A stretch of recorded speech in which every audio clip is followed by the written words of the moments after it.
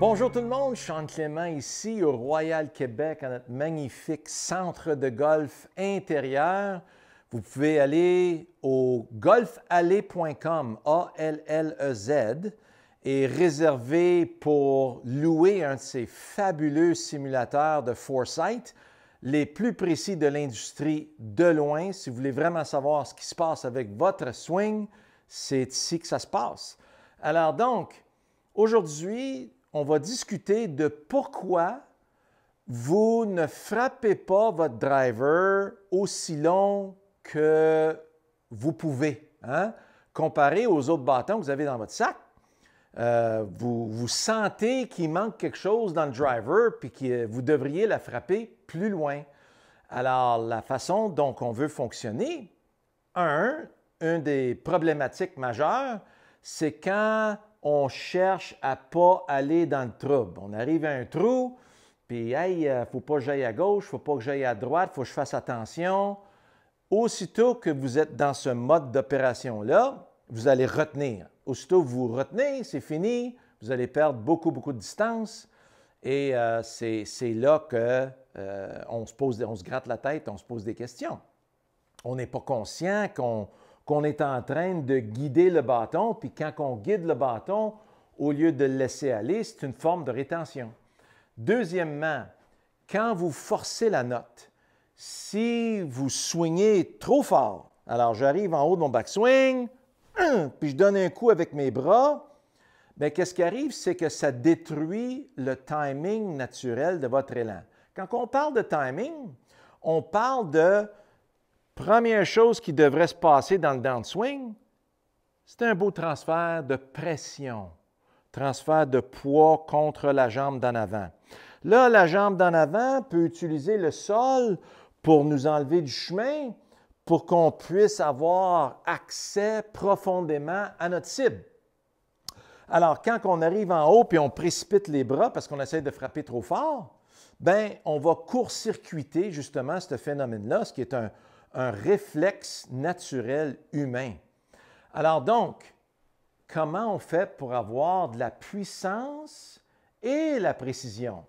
Alors, premièrement, vous allez virer votre club à l'envers, vous allez faire semblant que c'est une épée ou une machette, puis on va faire semblant qu'on est en train de fouetter à travers un beau bambou. Alors, j'ai un bambou ici au-dessus de la balle, je me donne un air d'aller, puis je fouette à travers mon bambou. Alors, vous voyez qu'il n'y a pas de rétention. Quand on le fait d'ici en avant, vous allez sentir justement que le poids de votre prise, le poids de cette tige-là, parce qu'elle est très longue, elle va avoir tendance à vous placer. Alors, vous voyez, le début de la coupe serait là, la fin de la coupe est ici. Ça, c'est juste ici qu'on va avoir le point maximal de vitesse dans l'élan. Alors, je relâche. Maintenant, posez votre main avant sur la main droite, comme ça. Comme si on était pour taper les mains. Maintenant, je vais faire la même chose. Je m'en vais chercher ma tranche de bambou. Puis là, vous allez sentir que le bras d'en avant, il faut qu'il cède. Voyez comment le bras d'en avant snap vers le sol, la paume snap vers le ciel. Bien, c'est exactement comme à la balle molle. Si je jouais au baseball, puis je prends mon bâton de baseball, moi, au baseball, je joue gaucher. Alors, j'attends ma balle, la balle arrive. Et vous voyez comment le poids du bâton relâche mes mains. Si je le fais vers vous, voyez comment mon bras droit cède et permet au bâton de complètement me relâcher. Je ne guide pas la balle dans le champ. Je choisis où je veux aller.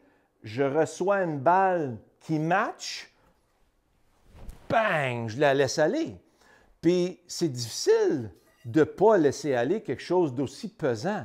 Mais un bâton de golf, c'est plus léger, puis c'est beaucoup plus facile à manipuler et à guider, surtout parce que la balle est beaucoup plus petite, puis la surface de frappe est beaucoup plus petite. Mais vous allez réaliser que le corps humain, ça fait des cercles naturels. Je prends mon fer 7, puis là, je me donne un bel air d'aller. Vous voyez que ça fait un beau cercle. Le centre de ce cercle-là, c'est mon épaule. Bien, vous voyez que le club, il coupe toujours de l'herbe en dessous de mon épaule. Si je mets la balle sur un tee légèrement en avant de ça, bien, je vais prendre la balle en montant sur mon tee, n'est-ce pas? C'est vraiment aussi simple que ça. Alors, je réunis mes mains pour prendre ma prise. Je laisse aller en va-et-vient. Puis, je regarde ici, laisse les yeux à un endroit fixe et je vais voir le flou du club passer à travers ça. Ça peut être à l'extérieur, à l'intérieur, de où mes yeux sont. La clé, c'est de laisser la gravité me placer et observer où la gravité veut me placer. Donc, si je le fais ici, laisse aller, laisse aller, laisse aller, laisse aller, laisse aller. Bon, ça passe là. J'amène ça à mon tee. Là, si je laisse aller, bien, je sens que je vais effleurer le bout du tee, puis je vais faire culbuter mon tee dans mon écran. Laisse aller, laisse aller. Vous avez entendu le son? Alors, j'ai pris le tee parfaitement, légèrement en montant. Alors, je venais juste de perdre ma batterie dans mon micro. On était à laisse aller, laisse aller. C'est ici que ça passe. Si je laisse aller, encore une fois, mes yeux sont sur le tee, là. Puis, je me dis, la balle, elle ne peut pas m'arrêter de faire culbuter mon tee dans la direction où je veux que la balle sorte. Donc, laisse aller. Laisse aller. Oh, solidement frappé. Un petit peu plus de drap que je voulais. Quand même pas pire. Un petit peu dans le bout du club. Vitesse n'était pas pire. On va en faire un autre. On va sortir même chose, mon petit fade. Alors, si je laisse aller, je sens que ça veut aller dans cette direction-là. Je me prépare à laisser aller. Je ne me prépare pas à faire attention. Donc, oh oui, là, j'ai mon fade.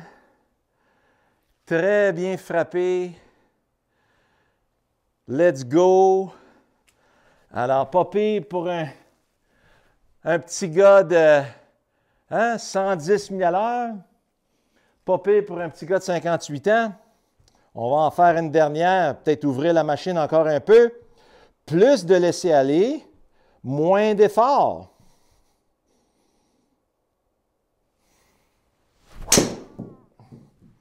Wouh! Juste un peu sur le bout du club, mais on verra de combien. Alors, encore au-dessus de 300, mais un petit peu plus dans le bout du club. Puis, c'est pour ça qu'on joue des bâtons qui sont très pardonnables. Tu sais, moi, je joue une fois par semaine si je suis chanceux. J'ai au moins le luxe de frapper quelques balles. Hey, il faut que j'en pince une, là. Donc, pour mieux avoir un contact avec la balle, il faut laisser encore plus aller. Là, il faut que je sente. Vous voyez comment mon club passe là? Donc, il faut que la balle soit une intersection précise de la direction de mon club. Alors, il ne faut pas que je me concentre sur la balle, il faut que je me concentre sur laisser aller mon cercle à gauche du point intermédiaire. Laisse aller. Laisse aller. Alors, ça, c'était sur le piton. Ça va y aller un méchant bout, au-dessus de 320 verges. La différence entre frapper le centre et pas.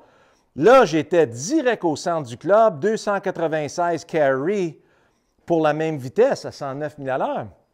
Vous voyez que ma vitesse de balle est montée à 160 000 à l'heure au lieu de 155. Alors, pour bien frapper la balle dans le centre du club, il faut laisser le tracé se former. Puis là, je vois où est-ce que ça passe, je vois où est le plus bas point, puis là, il faut que je me laisse aller au mieux que moi je peux, puis on verra. Alors là, c'est comme lancer des dards.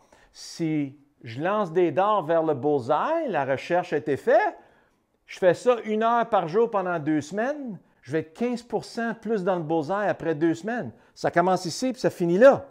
Bien là, si je continue à lancer mes bullseye, hein? Alors donc pour moi, le lancer du bullseye, c'est mon beau tracé ici qui s'en va dans la direction du point intermédiaire qui représente la direction de ma cible.